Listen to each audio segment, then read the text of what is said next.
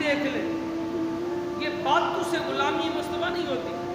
آج ہر بندہ ایک التجا رکھتا ہے، اے اللہ مجھے شہادت کی موت نصیب فرمانا۔ حضرت عمر بن خطاب کی دعا پتہ کیا ہوا کرتی تھی؟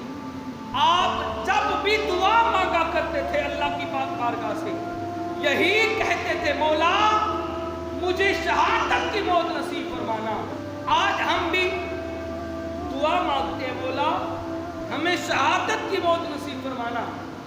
اچھا شہادت کی موت گھر بیٹھے ملے گی یا گھر سوئے ہوئے ملے گی؟ بس یہاں تک نہیں، اگر شہادت کی موت حاصل کرنی ہے تو پھر میدان میں اترنا پڑے گا۔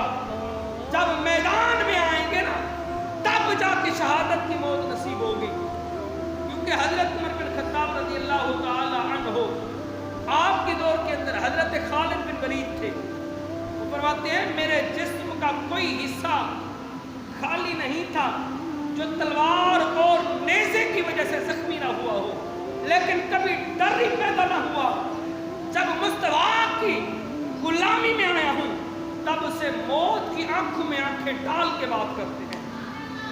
اے موت اگر آنی بھی ہے تو اس وقت آنا جب ہم میدان جہاد میں ہیں۔